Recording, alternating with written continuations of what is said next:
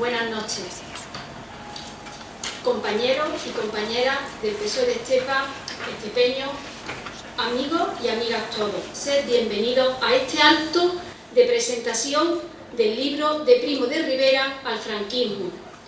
De una manera especial quiero dar la bienvenida a Estepa a don Francisco Javier Giraldez, director general de Memoria Histórica y Democrática de la Junta de Andalucía, al compañero Antonio Rodríguez Galindo, vicepresidente de la Asociación Andaluza para la Recuperación de la Memoria Histórica, Manuel Barrio Jiménez, y al autor de la obra, Joaquín Octavio Prieto Pérez, doctor en Historia y persona comprometida con la necesaria recuperación de la memoria. Gracias a los tres por desplazaros hoy a Estepa para la presentación de este libro, que una vez más hace honor a la historia. Sí, amigos y amigas, los que gozamos hoy del Estado de Derecho y de la democracia, debemos honrar y recuperar la memoria de todas las personas que directamente padecieron la injusticia y agravios producidos por unos u otros motivos, políticos o ideológicos, o de creencias religiosas en aquellos dolorosos periodos de nuestra historia. Desde luego, a quienes perdieron la vida, con ellos o a sus familias. También a quienes perdieron su libertad, al padecer prisión, deportación, confiscación de sus bienes, trabajo forzoso o internamiento en campos de concentración dentro o fuera de nuestras fronteras. También, en fin, a quienes perdieron la patria al ser empujados a un largo, desgarrador y en tantos casos irreversible exilio. Y por último, a quienes en distintos momentos lucharon por defender los valores democráticos. Del horror y las consecuencias de la tragedia de la guerra civil o la represión de la dictadura no se salvó ni Estepa ni su comarca. Y si bien es verdad que hoy vivimos una de las convivencias absolutamente pacíficas, es justo que recordemos tanto los actos violentos como aquellas personas que los padecieron. Nuestro respeto alcanza a aquellas personas que igualmente hacen memoria de sus caídos, desde otras ideologías o perspectivas concretas, pero que nadie se engañe al pensar que actos como estos abren heridas. En absoluto. El dolor no prescribe, compañeros ni amigos. Por eso estamos hoy aquí, para recordar un triste episodio de la historia de Estepa, que siempre nos hará trabajar al Partido Socialista por la paz, la integridad social y la buena convivencia. Gracias a los ponentes por elegir Estepa para presentar esta publicación. El Partido Socialista hizo realidad en España la Ley de Memoria Histórica y sigue reivindicando en la actualidad esta ley, así como la necesaria recuperación de los cuerpos desaparecidos y de la justa memoria de su familia. Gracias por vuestra asistencia.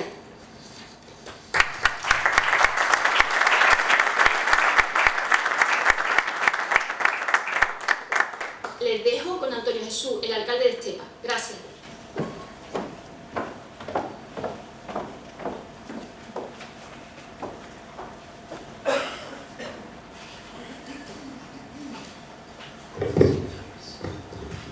Buenas noches a todos, queridos amigos. La compañera Asun, secretaria general del PSOE de Estepa, ha realizado los honores oportunos, pero no quería yo perder la oportunidad de agradecer la presencia entre nosotros a Francisco Javier Giraldez, director general de Memoria Histórica de la Junta de Andalucía, y al ponente Antonio y a Joaquín Octavio, personas muy comprometidas con la necesaria recuperación de la memoria histórica y el riguroso estudio e investigación de los tristes acontecimientos que trajo consigo la dura represión franquista en Estepa. Es cierto, Estepa no se libró de este conflicto del cual tienen recuerdo nuestros padres y del cual en muchos casos padecieron nuestros abuelos y antepasados. El compromiso de la sociedad hoy día, así como el compromiso del Ayuntamiento de Estepa, al cual sirvo hoy día como alcalde, es el de trabajar cada día por la sana convivencia de nuestra ciudad de Estepa, donde brillan los valores del respeto y de la concordia. La aportación del Partido Socialista a la sociedad española ha sido decisiva, como todos ustedes saben, y clave a lo largo de toda la historia de este partido.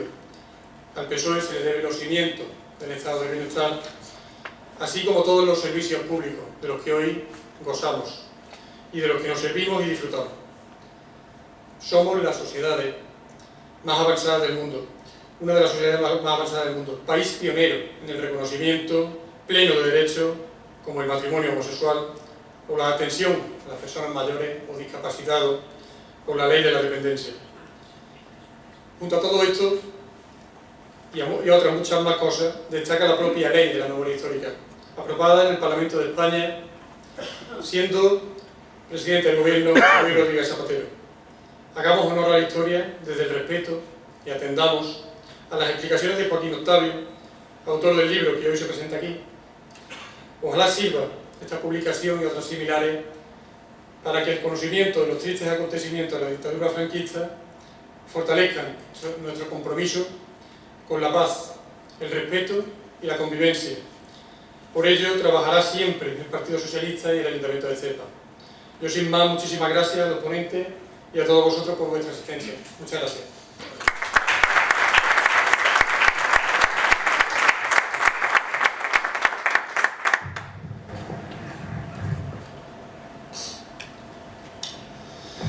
Buenas noches. Permitirme unas breves palabras en nombre de la Asociación para la Recuperación de la Memoria Histórica Manuel Barrio Jiménez.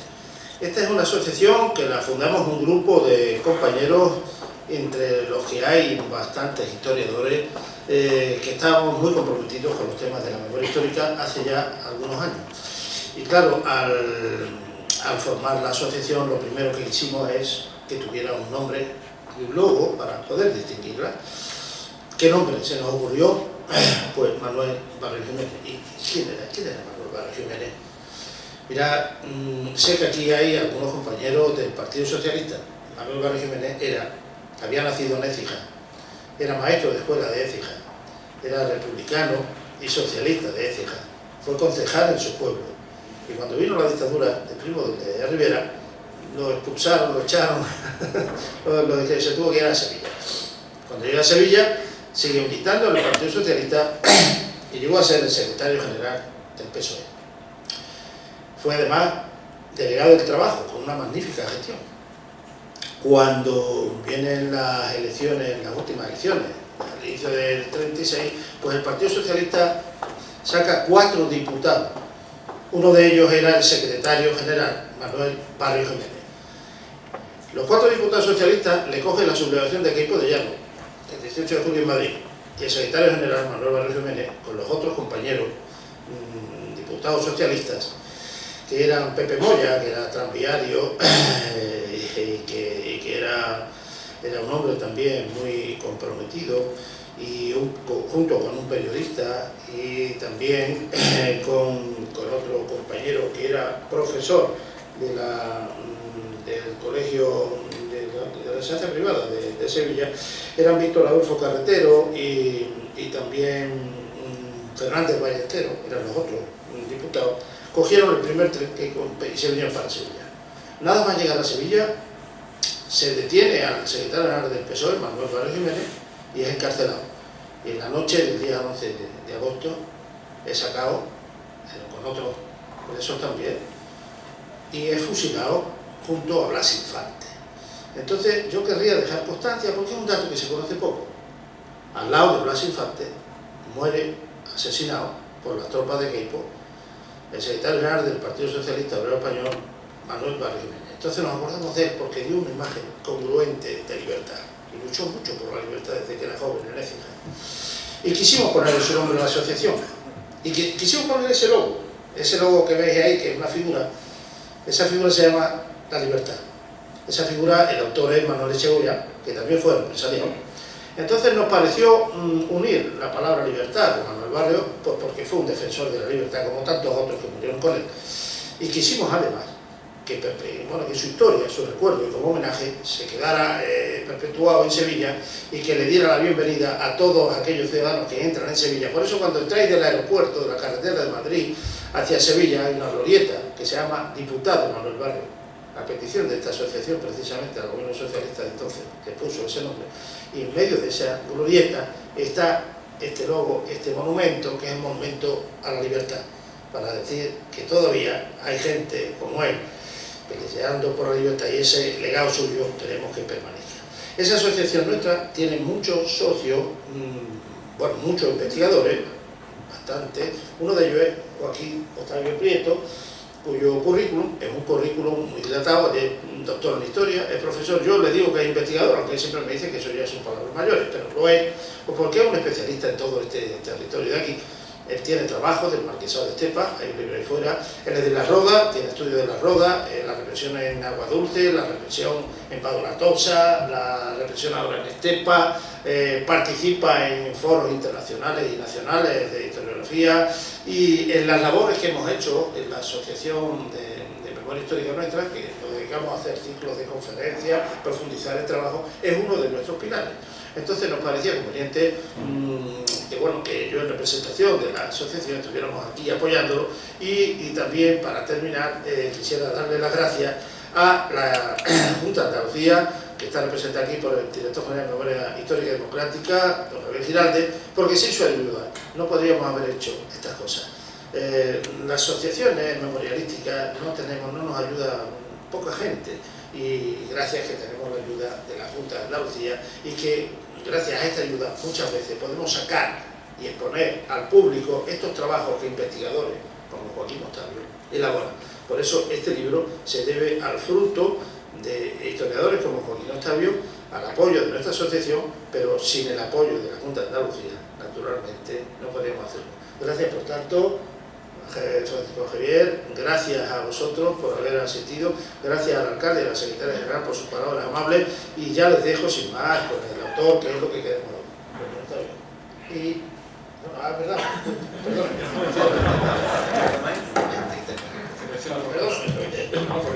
Bueno, muy rápido, porque lo que hemos venido aquí es a escuchar a Joaquín Octavio, que nos cuente, que nos ilustre. Agradecimiento, secretario general, alcalde, Antonio, amigo, muchísimas gracias por la invitación. Para mí un placer estar aquí hoy. Me ha costado llegar, me ha costado salir de Sevilla por el puente, me ha costado aparcar en la ciudad, me ha costado llegar aquí casi corriendo, pero bueno, mil disculpas, ¿no?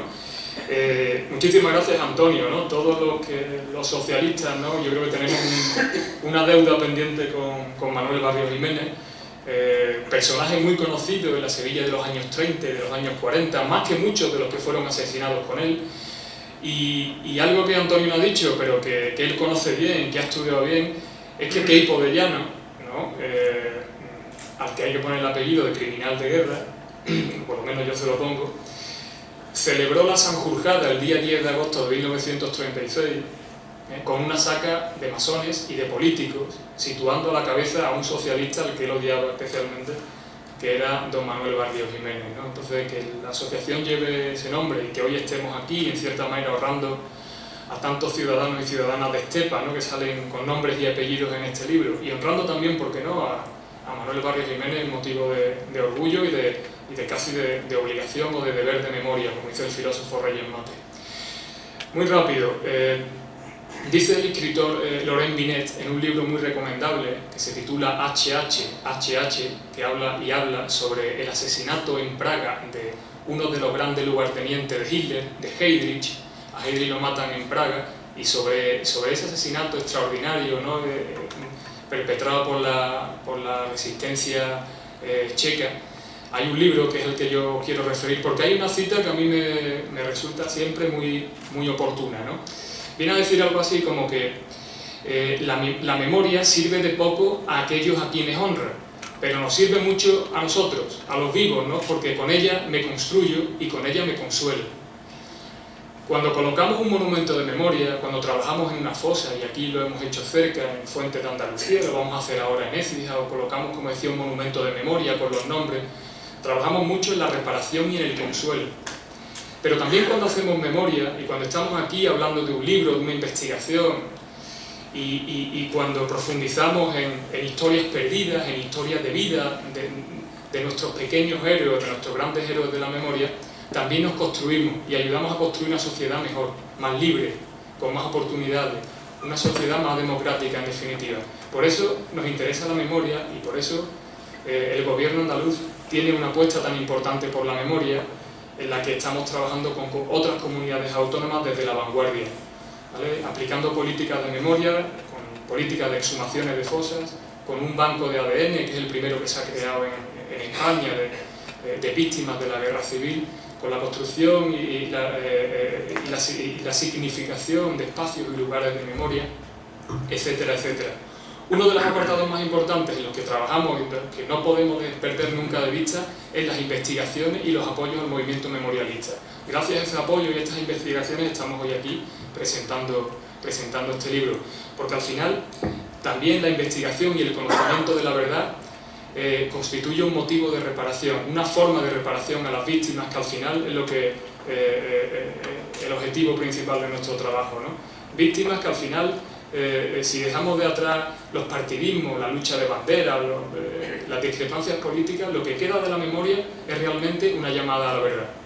Y eso es lo que vamos a hacer aquí hoy, una llamada a la verdad con lo que nos va a contar Joaquín Octavio, que nos aproximará muchas cosas de su investigación, de su libro, y que nosotros tranquilamente en nuestras casas, y vosotros sobre todo, porque le vais a poner seguramente cara a todas estas personas que están allí, porque conoceréis a sus hijos, a sus nietos, porque seguramente nunca han estado en una publicación y están aquí. Y quizás esta publicación sirva para otras que vengan, para jóvenes historiadores estepeños, estepeñas, que quieran profundizar en algo tan necesario como son nuestras historias de vida, como yo digo siempre, y creo que es justo, de nuestros héroes de la democracia.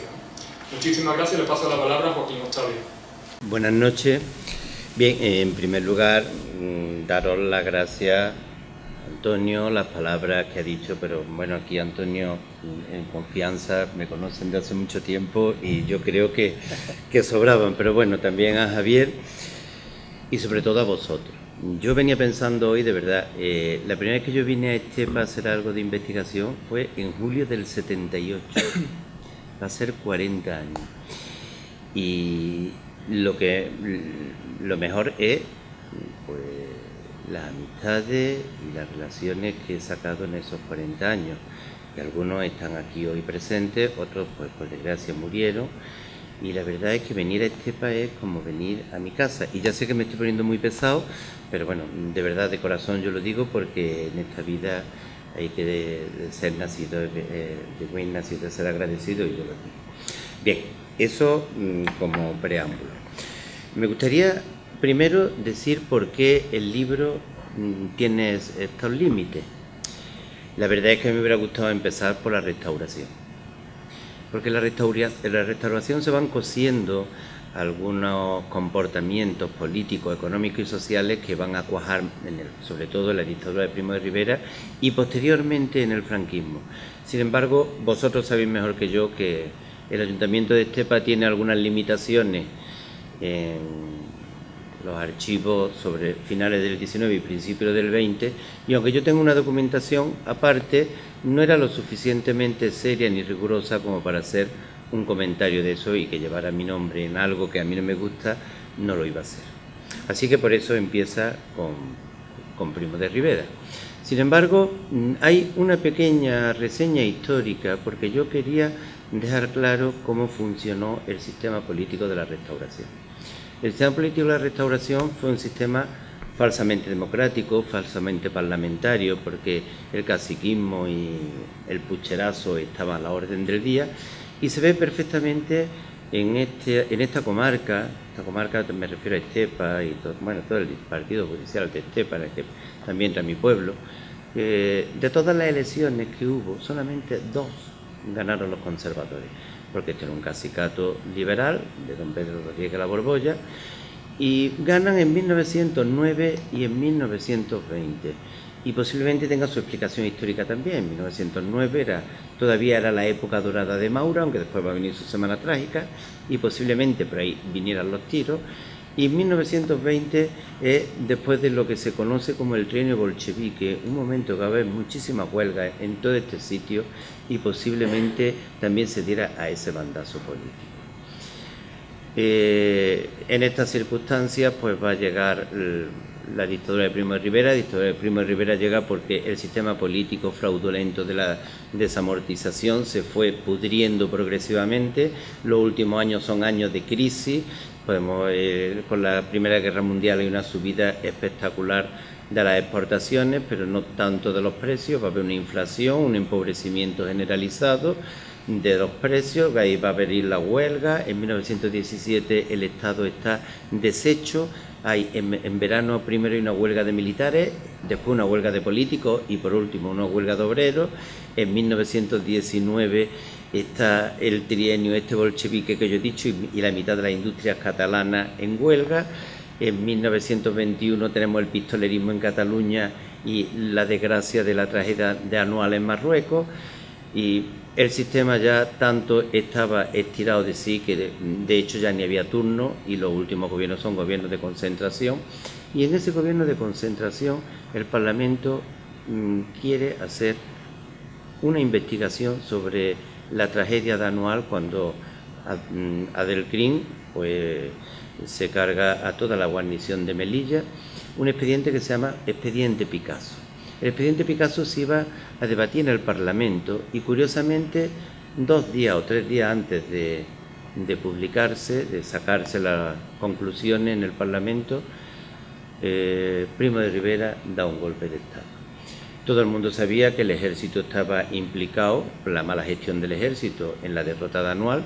También se sabía que el rey, Alfonso XIII, había incitado al general Silvestre a que hiciera esa descabellada excursión por el Rin, y antes de que se amarrearan más los cimientos de la monarquía y del ejército, Primo de Rivera interviene y da un golpe de Estado. Curiosamente, la madrugada del 12 al 13 de septiembre, cuando los estepeños estabais en vuestra última jornada de feria. Justo los que pillaran la noche, pues se levantarían con un gobierno de Alfonso XIII y pasarían a la dictadura de Primo de Rivera. La dictadura de Primo de Rivera en Estepa tiene una documentación espectacular. Yo, gracias a mi amigo Antonio Rivero, que está aquí presente, que tengo que decir, yo le he podido consultar una documentación donde hay todo cómo funcionó el partido de la Unión Patriótica que funda Primo de Rivera en Estepa. Así que en la documentación, con una documentación espectacular, es fácil hacer un trabajo bueno. La dictadura de Primo de Rivera no es una dictadura como la que han estado hablando antes. Mira, el franquista fue una dictadura bonachona, paternalista, tanto que va a tener mucho apoyo de casi todo el mundo, quizás porque todo el mundo estaba harto de los gobiernos anteriores existentes. Pero además la dictadura de Primo de Rivera se va a ver beneficiada de la buena coyuntura económica de los años 20 y Primo de Rivera, que no demostró ser buen gobernante, pero todo lo intentó haciendo obras.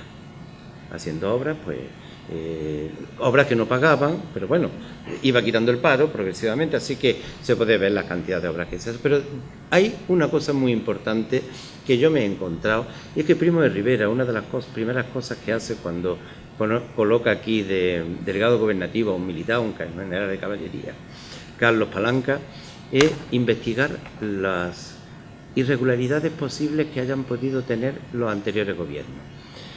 Tanto es así que se hace un inventario magnífico, el Ayuntamiento de Estepa, de cuál era su patrimonio, así que podéis conocer, yo lo he puesto íntegro en el libro porque a mí me ha parecido una joya, los edificios que hay, donde estaban, en las calles, lo que miden y todo eso por el estilo, lo tenéis íntegro. La dictadura de Primo de Rivera, pues la verdad es que, aparte de todo lo que hemos estado hablando, quizás lo más importante, que no llegó a realizarse, es que en Estepa, que se había quedado excéntrica de las comunicaciones porque el tren no pasaba por aquí, tanto el ayuntamiento va a tener un interés enorme en hacer una nueva estación.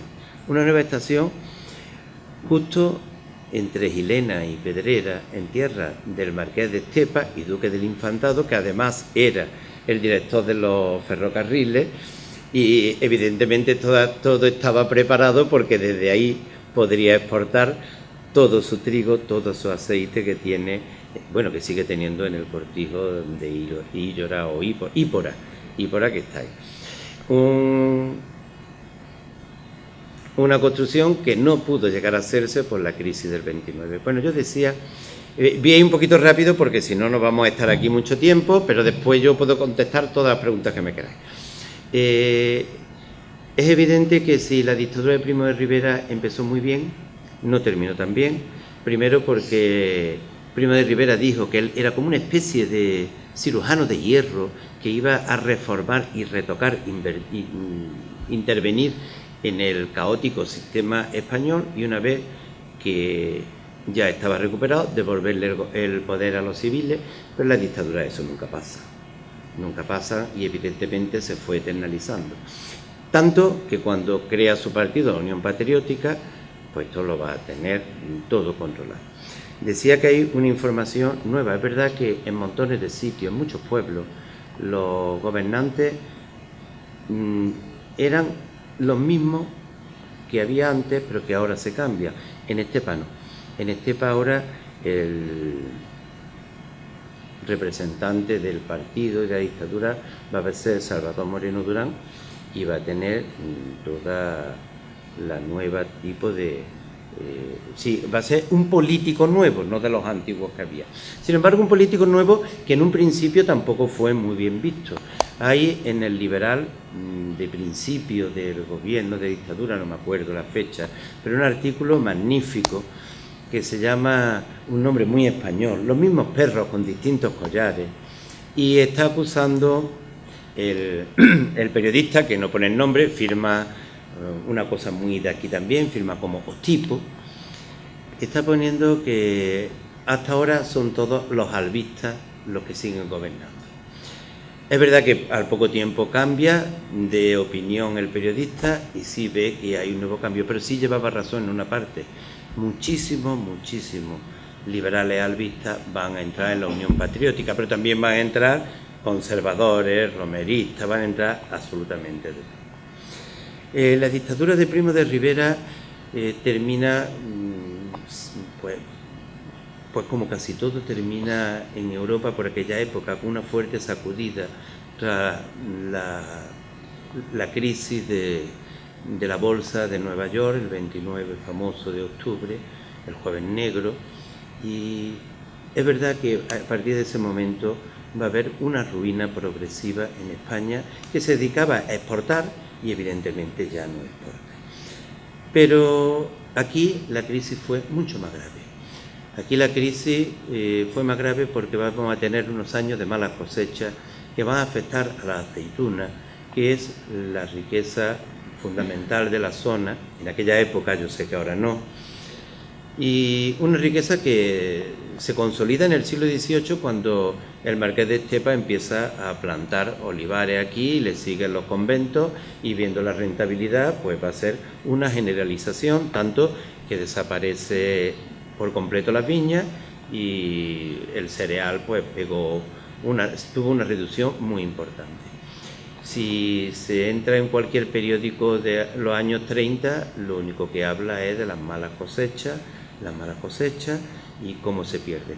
Evidentemente, yo voy a empezar a desmontar algunos mitos. Siempre se ha dicho que las huelgas son como consecuencia de la llegada de la Segunda República. Eso no es cierto. No es cierto, porque aquí ya empieza a haber huelga. Cuando me refiero aquí, da igual también la comarca. Aquí ya en 1929 y en 1930 y 30 ya hay bastante huelga. Huelga, y además que lo analizan, que es que no tienen que comer. En esta situación, el rey, para no verse arrastrado por el desastre del gobierno de Primo de Rivera, que yo he dicho que no fue una dictadura sangrienta, pero fue un gobierno nefasto porque dejó una inflación más de 8 veces la deuda que tenía, así que para no verse afectado, pues lo destituye, lo cesa, lo manda a París y pone el gobierno a General Berenguer con un objetivo claro. El objetivo era volver a lo que llamaban la normalidad constitucional, es decir, volver a la Constitución de 1876. Pero ya era muy tarde porque ya estaban empezando los primeros partidos republicanos. Partidos republicanos que los primeros que los fundan son antiguos monárquicos que están ya pues desengañados de la labor de Alfonso XIII. También van a ser los primeros aquí en Estepa, Bueno, aquí en Estepa hay una cosa también muy importante. Aquí, cuando la dictadura de Primo de Rivera empieza a tambalearse en toda España, se funda la Unión Monárquica Nacional, la funda Benjumea. Benjumea, el conde de Guadalhorce, le debía todo a que había hecho la presa del Pantano. Y aquí en Estepa la Unión Patriótica se va a pasar en masa a la Unión Monárquica Nacional, tanto que aquí las elecciones del 12 de abril van a ganar bien. Sin embargo, ya empiezan a haber pues, algunos partidos, el PSOE, la UGT, la derecha liberal republicana, el Partido Republicano Autónomo de Martínez Barrios, que en aquella época también se llamaba Izquierda Republicana y que puede llevar alguna confusión con al final de la República con la Izquierda Republicana de Azaña. Y en ese barullo que se va a liar en toda España, aquí en esta comarca, pues se van a presentar las primeras elecciones municipales. Hablar de la República es muy complejo, pero en Estepa todavía es más complejo. Quizá el fallo grande de la Segunda República fue el poco valor que le dio a la autonomía municipal. El alcalde llegaba el gobernador civil y lo cesaba y lo destituía cuando le daba la gana. Sí, que aquí en Estepa pues, tenéis durante la República 6 alcaldes cuando había una sola elección. El primero aquí después de las elecciones del 31, del 12 de abril, vamos a ir por parte porque si no vamos a liarnos aquí, las elecciones de abril del 31 la gana la Unión Monárquica, pero por un decreto de Maura, que era el ministro de la Gobernación, decide que en todos aquellos ayuntamientos que se sospechen que haya habido irregularidades, que hay que repetir las elecciones el 31 de mayo. Así se repite el 31 de mayo y los dos partidos que ganan son el Partido Republicano Radical de Martínez Barrios y el PSOE del Niño Anselmo, que va a ser el primer alcalde. Va a haber una coalición de los dos partidos con 4 concejales de la derecha republicana liberal. Así que en esta situación se va a desarrollar la primera parte de la República. La primera parte de la República, que es lo que se conoce como el bienio progresista, donde van a venir todas las leyes. En el libro yo pongo una de las cosas importantes para que se vea cómo pudo influir la Segunda República, es la cantidad de huelgas que también va a seguir habiendo. Huelgas, algunas motivadas por algunas de las medidas que se habían hecho en el bienio progresista. Por ejemplo, una medida que no sentó muy bien a los pueblos próximos, entre otros Herrera o Gilena, es la ley de distritos municipales por la que solamente podían trabajar en ese pueblo los vecinos y no podían venir personas de fuera mientras hubiera vecinos que no estuvieran en paro. Evidentemente, términos municipales como el de Herrera, que era muy limitado y que tiene una población elevada, o el de Gilena, que tiene un término municipal bien, pero que la mayor parte es del duque del Infantado, del marqués de Estepa, mejor dicho, aunque es la misma persona, pero los títulos son por marqués de Estepa, eso va a crear una efervescencia revolucionaria grande. Si no, no podemos entender lo que va a pasar durante el Frente Popular. Yo hice un cuadro en el libro y cuando se producían las huelgas. Y curiosamente las huelgas se producen siempre en la misma época, dependiendo de la cosecha, porque la cosecha va oscilando, pero o un poco antes de la siega o un poco antes de la recogida de la aceituna. Evidentemente, cuando la mayor parte de la población estaba en trabajo y que no podía en estas cosechas limitadas poder acceder a este trabajo. Además, con los decretos que salen, sobre todo de que no se podían llevar maquinaria o maquinaria limitada en unos sitios. el caso decía que el caso de Estepa es muy curioso, porque hay cosas que llaman la atención, y la destitución del niño Anselmo en el 33 se debe a que un estepeño se presenta en Sevilla, habla con un diputado de Acción Republicana de Azaña, con los que estaban coaligados, y desde allí hacen que destituyan al niño Anselmo. El niño Anselmo había tenido una serie de fricciones y encontronazos con algunos propietarios, sobre todo de industria estepeña. Es verdad que no había llevado una gestión muy saneada, porque se dedicó durante los 2 años que estuvo a dar trabajo a los obreros que estaban en paro, pero generó muchísimo descontento y el niño Anselmo va a ser destituido. Esa derechización progresiva que va a haber en el Ayuntamiento de Estepa tiene unas razones básicas. Primero, porque en 1933 termina el bienio reformista y empieza un bienio de derecha, bienio negro, también se llama bienio rectificador, donde se van a rectificar todas las leyes de la Segunda República, incluida la reforma agraria. Una reforma agraria que aquí en Estepa también tiene un sentido especial, que tampoco yo conozco en ningún sitio. Yo no sé si Javier puede, pero aquí había 2 grandes propietarios que van a pasar por la reforma agraria.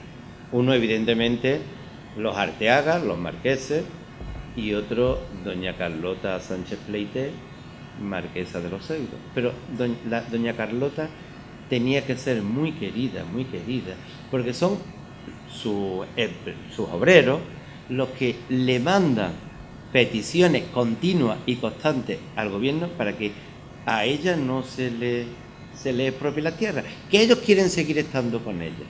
Evidentemente no se le van a quitar ni a uno ni a otro, porque la ley en 1933 se paraliza.